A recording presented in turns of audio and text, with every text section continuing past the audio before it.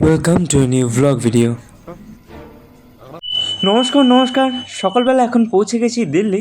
ভীষণ ক্লান্ত অবস্থায় এই মুহূর্তে দাঁড়িয়ে আছি দিল্লি স্টেশনের সামনে। আর দিল্লি স্টেশন থেকে এখন হচ্ছে হোটেলের খোঁজ, আর তারপর আমরা বিভিন্ন জায়গায় ঘুরতে বেরোবো। আমরা এই ট্যাক্সিটা দিল্লি থেকেই বুক করেছিলাম। আপনারা যদি গ্রুপে 4 থেকে 5 জন থেকে থাকেন তাহলে এই এসি ট্যাক্সি বুক করে নিন। 3 থেকে 4 হাজার টাকা কস্টিংয়ের মধ্যে আপনারা গাইড সহ দিল্লি শহর ভালোভাবে ঘুরতে পারবেন। চলে এসেছি আমাদের প্রথম ডেস্টিনেশন লালকেল্লায়। 35 টাকা টিকিট কেটে এখন হেঁটে আছি লালকেল্লার ভেতরে।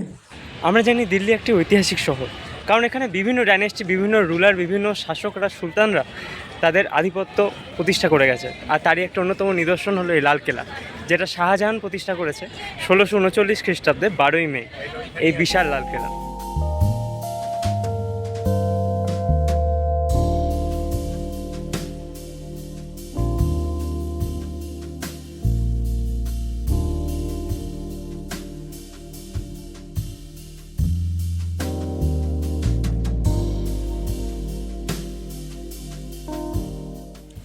এবার চলে এসেছি রাজঘাট। এটা হলো গান্ধী সমাধি।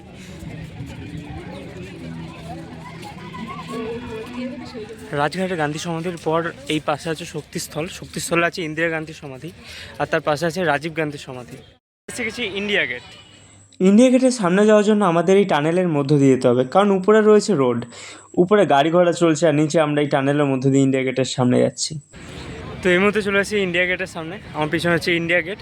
এটা বিশাল বড় সুন্দর একটা এরিয়া, আর ঠিক ইন্ডিয়া গেটের অপোজিটে রয়েছে ওইখানে রাষ্ট্রপতি ভবন। राइट साइड में न्यू पार्लियामेंट ऑल पार्लियामेंट। চলে এসেছি ইন্দিরা গান্ধী মেমোরিয়ালে। এখানে রয়েছে ভারতের প্রাক্তন প্রধানমন্ত্রী ইন্দিরা গান্ধীর স্মৃতি বিজড়িত বিভিন্ন জিনিস। ইন্দিরা গান্ধীকে যেদিনকে হত্যা করা হয় তিনি সেদিন এই শাড়িটি পরেছিলেন।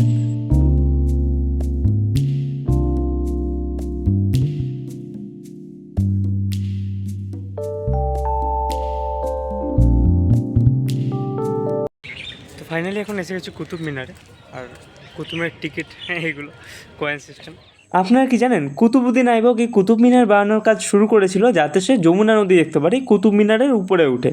ভাবুন তো, তারপর তিনি এটা শেষ করতে পারেননি, কারণ তিনি পোলো বা চৌগান খেলতে গিয়ে মারা গেছিলেন। তারপর এই কুতুব মিনারের কাজ শেষ করেন তার জামাতা ইলতুৎমিশ, এই সুউচ্চ 5 তলা মিনার। আমাদের ভারতে একটা অন্যতম বৈচিত্র্য হলো প্রত্যেকটা সাম্রাজ্যের আলাদা আলাদা আর্কিটেকচার ফর্ম রয়েছে। এইটা কুতুবউদ্দিন আইবক তৈরি করেছেন, যেটা গুলাম বংশ বা স্লেভ ডাইনেস্টি এর কারুকার্য দেখা যাচ্ছে। আবার আলাই দরওয়াজা ছিল, কুতুব মিনারে ঢোকার জন্য আলাই দরওয়াজা হয়ে আসতে হয়। সেই আলাই দরওয়াজা কিন্তু আবার নির্মাণ করেছেন আলাউদ্দিন খিলজি, সেটা কিন্তু আবার খিলজি ডাইনেস্টির।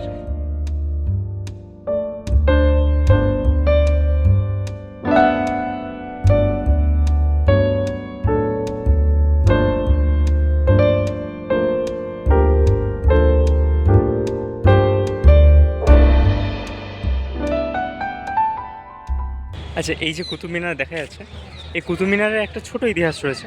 অনেকে বলে যে এটা পৃথ্বীরাজ চৌহান বানিয়েছে, যিনি হিন্দু রাজা। আবার অনেকে বলে এটা, মানে বেশিরভাগই যেটা বলা হয় সেটা ইলতুৎমিশ বানিয়েছে। মানে প্রথমে শুরু করেছিল কুতুবউদ্দিন আইবক, তারপর ইলতুৎমিশ, যেটা আমি আপনাদের আগেই বললাম।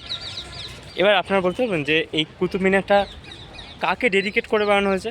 সেটা কিন্তু কুতুবউদ্দিন আইবক নিজের জন্য বানায়নি, এটা ডেডিকেট করা হয়েছিল কুতুবউদ্দিন বখতিয়ার কাকি নামক এক সুফি সেন্ট ছিল তাকে। কুতুব মিনার দেখে বেরোতে বেরোতে এখন চলে আসছি লোটাস টেম্পল।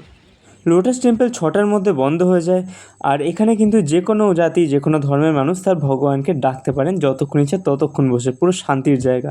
আর তারপরেই চলে এসেছি সন্ধ্যাবেলায় অক্ষরধাম মন্দিরে, স্বামীনারায়ণ অক্ষরধাম মন্দির। দিল্লি থেকে তাজ এক্সপ্রেস করে চলে এসেছি এখন আগ্রাতে। এটা হলো আগ্রা ক্যান্টনমেন্ট জাংশন। এটা হলো ট্যাক্সির রেড চার্ট, তো আপনারা এটা ভিডিওটা পজ করে দেখে নিতে পারেন। আপনার জায়গায় ট্যাক্সি না করে সোজা চলে যান অটো ধরে তাজমহল, আর তাজমহল থেকে তারপর মেট্রো করে আগ্রা ফোর্ট। সেটা কিন্তু আপনাদের সস্তা পড়বে। আগ্রাতে দিন শুরু হলো আলু পরোটা চানা খেয়ে। তাজমহলের টিকিট কাটা হয়ে গেছে। তাজমহলে 2 রকম টিকিট ছিল, একটা হলো 50 টাকা, একটা হলো 250 টাকা। 250 টাকা টিকিটে আপনারা মুমতাজ বেগমের সমাধি এখানে রয়েছে সেটার উপরে উঠতে পারবেন, কিন্তু 50 টাকা টিকিটে কিন্তু সেটা পারবেন না। 50 টাকা টিকিটে বাকি তাজমহল কমপ্লেক্সে আপনারা ঘুরতে পারবেন। তাজমহলে বিশাল করা চেকিংয়ের পর একজন গীতা ছিল, গীতা অবধি বাড়ি রাখতে হয়েছে, আমার রুমাল পর্যন্ত খুলতে হয়েছে। বিশাল করা চেকিংয়ের পর এখন অবশেষে ঢুকলাম তাজমহল কমপ্লেক্সে। আর ফাইনালি তাজমহলের মেন গেট।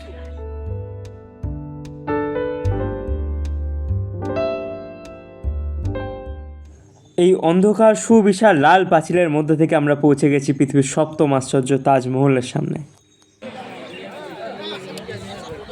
তাজমহলের একদম সামনে দাঁড়িয়েছে।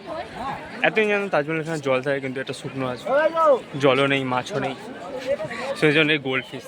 যে এই তাজমহল এতদিন বইতে দেখেছি, ক্যালেন্ডারে দেখেছি, গুগলে দেখেছি, কিন্তু সপ্তম আশ্চর্য বলে তেমন কিছু মনে হয়নি। কিন্তু যখন সামনে দাঁড়িয়ে আছে দারুণ লাগছে। একটা অসম্ভব সুন্দর কারুকার্য রয়েছে এটার মধ্যে, এটা এতদিন ফটোতে বোঝা যেত না। ওভারঅল দারুণ। না, এই জায়গাগুলো জল আছে, আর আমার কুলি বানিয়ে দিয়েছে হাতে বোতল নিয়ে। বাচ্চা কাচ্চাগুলো জলে পা ডোবাচ্ছে, হাত ডোবাচ্ছে।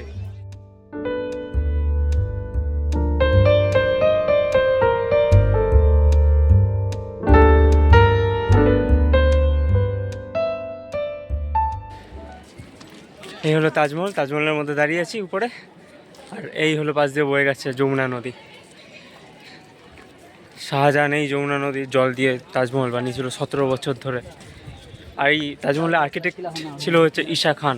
তারপর হচ্ছে 17 বছর ধরে তৈরি করার পর তারা হাত কেটে দিয়েছে। স্কুলের বাচ্চাগুলো তাজমহলের দেয়ালে দুম দুম করে মারছিল, ভাবছিল কিছু পূর্ণ করে ফেলেছে। রাতের দিকে ফোয়ারা চালায়, ওয়াটার একটা লাইট শো মতো হয়।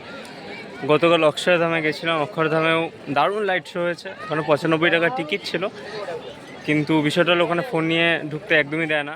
যেমনটা আমি বললাম, 250 টাকার টিকিটে তাজমহলের মমতাজ বেগমের সমাধির উপরে ওঠার জন্য পায়ে কিন্তু এইগুলো পরতে হবে, এইগুলো ছাড়া আপনি জুতো পরে উঠতে পারবেন না।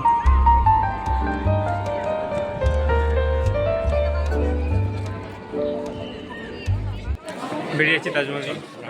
তাজমহল থেকে চলে এসেছি সুবিশাল এই আগ্রা ফোর্ট বা আগ্রা দুর্গে। আগ্রা ফোর্ট এন্ট্রান্স জেঠিমা। আর এখানে 50 টাকা টিকিট, আর গাইড এক একজন এক রকম রেট চাইবে, 400, 100, একজন থেকে 1900 টাকা। যে আগ্রা ফোর্টের যে এন্ট্রান্সের রাস্তা, ওই দিকটা কিন্তু উঁচু, আর পেছনটা পুরো নিচু, মানে এটা উঁচু থেকে একদম নিচুতে গেছে। এর কারণ হলো যখন শত্রুরা আসতো তখন এই দুর্গ থেকে, আগ্রা ফোর্ট থেকে পাথর গড়িয়ে দেওয়া হতো যাতে শত্রুরা ঢুকতে না পারে।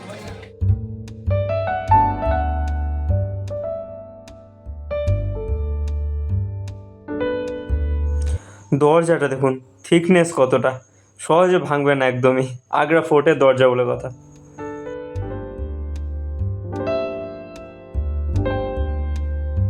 এই মুহূর্তে আছে আগ্রা ফোর্টের ভেতরে, আর আগ্রা ফোর্ট থেকে শাহজাহান তার স্ত্রীর যে সমাধি তাজমহল সেটা দেখতো। এই যে আগ্রা ফোর্ট থেকে তাজমহল দেখা যাচ্ছে, ওই যে দূরে তাজমহল, এবং এটা আগ্রা ফোর্টের একটা জানলা, আগ্রা ফোর্ট এর ইনসাইড। এটি হলো শাহজাহান মহল এবং পাশে রয়েছে হাওয়া মহল। আগ্রা ফোর্টের দেয়ালে এই কারুকার্যগুলিকে দেখেছেন? এগুলি কিন্তু আগে ভগ্ন অবস্থায় এরকম কখনোই ছিল না। এগুলি ছিল মূল্যবান হিরে এবং সোনায় খোদিত প্রতিটা কারুকার্য, যা ব্রিটিশরা আমাদের ভারত থেকে এবং প্রতিটা সুলতানি মহল থেকে খুলে নিয়ে চলে গেছে। ওই যে পিছনে কালো বেদি দেখা যাচ্ছে, ওটা হলো কোষ্ঠী পাথরের তৈরি একটা বেদি, যেখানে সুলতান জাহাঙ্গীর বসতো এবং সব কিছু বিচার করতো। আর এই যে ছাদ, যেই ছাদে আমি আছি আগ্রা ফোর্টের ভেতরেই, এটা হলো জাহানারা। এই মাঠে তালিম দেওয়া হতো সৈন্যদের।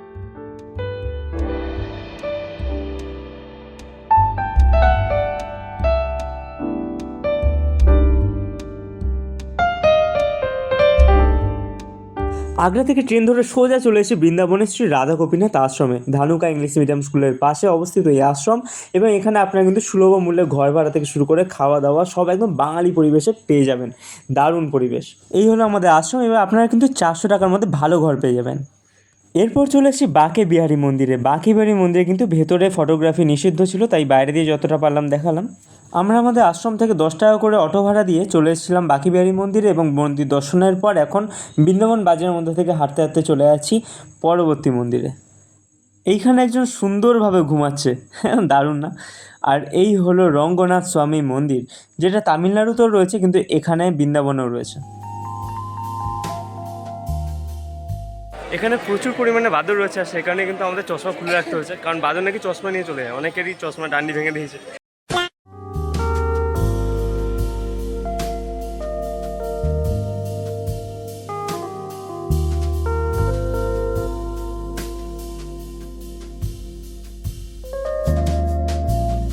এই মন্দির হলো রঙ্গনাথ মন্দির, আর এই মন্দির বানিয়েছিল জগৎ শেঠ।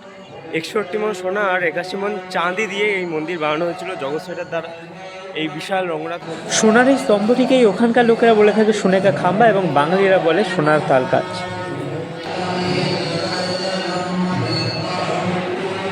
এই মন্দিরে এরকম ক্রমাগত মন্ত্রোচ্চারণ অসাধারণ একটা অপূর্ব পরিবেশ তৈরি করেছিল, মনে হচ্ছিল না একদম সাউথে চলে এসেছি। রঙ্গনাথ মন্দির দেখে বেরিয়ে 20 টাকা করে এই কচুরি খেয়ে কিন্তু আমার দারুণ লাগলো। এই কচুরির দোকানটায় আলাদাই লেভেলে একটা তরকারি করে। এটাই নাকি সেই পুকুর যেখানে গোপিনীরা স্নান করছিলেন, এবং এই হলো সেই গাছ যেখানে শ্রীকৃষ্ণ বসে তাদের কাপড় চুরি করেছিলেন। চলে এসেছি নিধিবনে।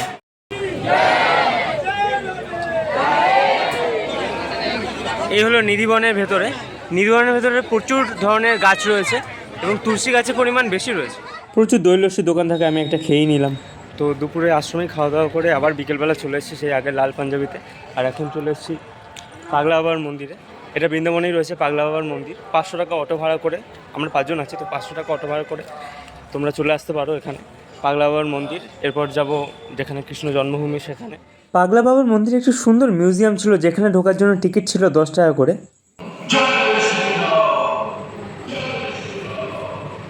তীর যাচ্ছে যাচ্ছে যাচ্ছে যাচ্ছে, আর রাবণের গলা কেটে দিল। সাবাস, দারুণ বলেছে।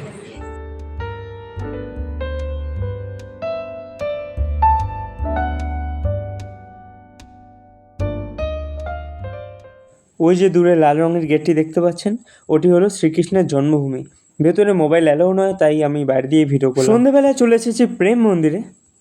প্রেম মন্দির দেখার জন্য আপনারা রাতেই আসুন, রাত 8টার সময় বন্ধ হয়ে যায়, তো তার আগে আসুন, কারণ রাতে আসলে আপনারা এত সুন্দর লাইট দেখতে পারবেন এবং এখানে ওয়াটার শো হয়।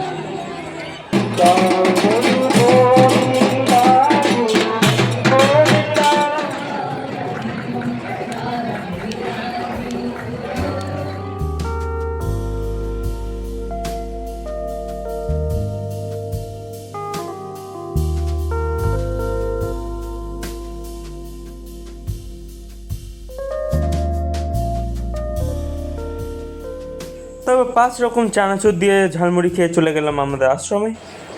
8টার মধ্যে প্রেম মন্দির বন্ধ হয়ে যায়, তো আমরা 7:30টার মধ্যে প্রেম মন্দির দেখে আমরা অটো করে বাড়ি ফিরে এসেছিলাম আমাদের আশ্রমে। আশ্রম থেকে তারপর রাতে খাওয়া দাওয়া করে ঘুমিয়ে এখন বেরিয়ে গেছি আশ্রম ছেড়ে। আমার পিছনে মথুরা স্টেশন, এখন আছি মথুরা স্টেশনে। মথুরা স্টেশন থেকে এখন যাব হরিদ্বারে। ভিডিওটা এখানেই ক্লোজ হচ্ছে, দেখা হচ্ছে পরবর্তী ব্লগে, হরিদ্বারের ব্লগে। দেখতে থাকুন, ভালো থাকুন। আর যদি ভিডিওটা ভালো লেগে থাকে তাহলে অবশ্যই like, share, subscribe and comment করে জানান যে কেমন লাগলো। বাই। সাবস্ক্রাইব করুন করুন করুন এখনই।